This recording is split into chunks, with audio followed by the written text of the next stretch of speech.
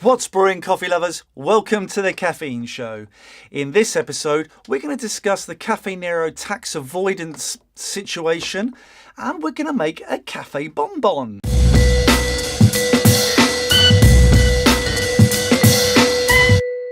So this is going to be a slightly shorter video than we usually do.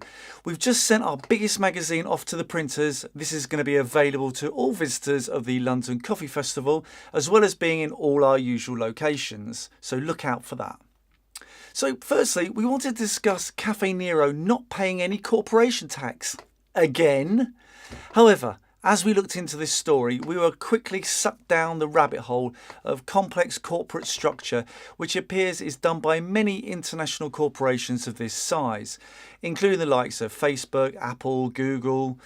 And to give you a brief overview though, the company that owns Caffé Nero and specialty coffee chain Harrison Hall has not paid any UK corporation tax this year and for the last 10 years, citing its debts elsewhere in its corporate structure, even though it has sales of 2 billion over the last decade and 288 million of takings and 25 million pounds worth of profits last year.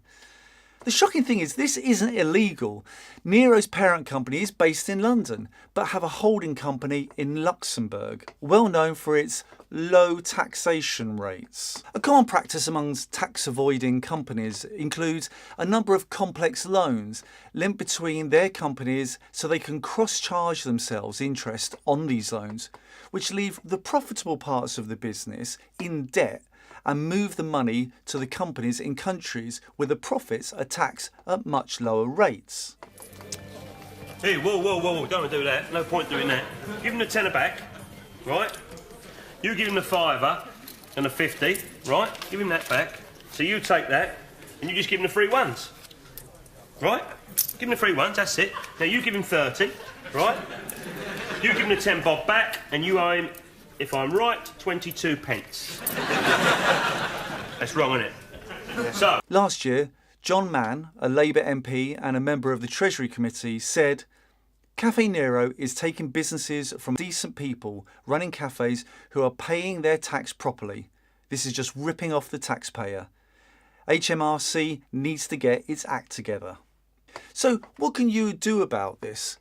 Our advice is to vote with your feet and your wallets. Research on spending by local authorities show that for every pound spent with a small or medium-sized business, 63 pence of that stayed in the local economy, compared to 40p with larger businesses. Independent cafes tend to source products from other local businesses as well, whether that's their local roaster or a local bakery. This is good for the environment as well, by not travelling as far and wide to source their goods, which requires a lot of energy. Local businesses can reduce their carbon footprint when they source locally. So what do you think about this? Where would you spend your money? Is it going into a local business who'll be paying their fair share of taxes and keeping the profits within the local economy, or whisked off to pay a director's loan? Let us know what you think in the comments down below. This episode is brought to you by the Overdosed T-Shirt. The Overdosed T-Shirt is part of the Too Much Caffeine series of T-shirts we have available, and one of the best ways that you can support this channel. You will find these on our website at www.caffeinemag.com/shop. Links are also in the description down below. And lastly, our friends at Bowman Cycles have just come back from Mallorca, where they've been regaling us with the tales of the Café Bonbon. A Café Bonbon is a strong sweet drink that's originated in Valencia in Spain, but it's also particularly popular in Asia. It is generally made of a 50-50 ratio of espresso and condensed milk. Now, we really love this idea, but we thought we could take it up a notch. Historically, a bonbon would usually be made with a darkly roasted Robusta that needs a large sugar hit to offset the bitterness of the coffee. We, however, are going to use Speciality coffee in this instance. We've opted for a well-developed coffee like Pact's Fruit and Nut Espresso, but any well-balanced espresso blend will do. However, we would err away from anything too acidic, like a single origin African espresso for this. So we've got this little Duralex glass, and we're going to put it on our scales, tear that. And we're going to add around 20 grams of condensed milk in here. Now that's going to be a lot less than the espresso, but the espresso we're going to use is also going to be a bit milder than a dark roasted Robusta, and we don't want to overpower it. And now we're going to pour a double shot into this, around 40 grams of espresso. So there's our espresso on top of our condensed milk, and doesn't it look absolutely fantastic? What I'm going to do now though is just take it up a notch again, is I've got some shaved cacao here, and I'm just going to sprinkle that on, and that looks absolutely fantastic. And what that does, it gives us our chocolatey flavour without that overpowering extra sweetness. Just that little extra touch with the right kind of espresso is just going to make this thing amazing. Now, what we're going to do now is we're going to stir it up and give it a taste. And as you can see, the condensed milk and the espresso and the crema.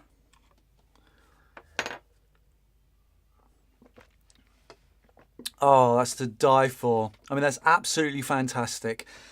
Recommend you give this a try. So we're going to try something else now. We're going to take it up another notch. I've got myself my Duralex glass as before. And what I'm going to do now is I'm going to keep the rim around here a little bit wet. And just put a little bit of salt just on the edge, like a margarita or something like that. On there again. I'm going to take our condensed milk. I'm going to put another 20 grams in. What I'm now going to do is put the espresso back on top. Okay, espresso's now in, and doesn't that look amazing? And what we've now got is this little salty rim here too. I'm going to go back in and I'm going to stir this all up. Get nice, move all around, and then I'm going to give that a good go. Oh wow, that's fantastic. The coffee, the sweetness and the salt. It's like a salted caramel. Yeah, it's like a salted caramel chocolate or something like that. Absolutely fantastic. Highly recommend you try these. A little bit of a speciality spin on an old Valencian classic.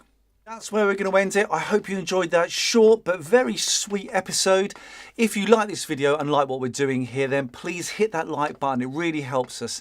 If you want to be kept up to date, then click on that subscribe button. And if you haven't seen our latest video, then click a tap just down there. You can also find us on social media at Caffeine Mag, and thanks very much for watching.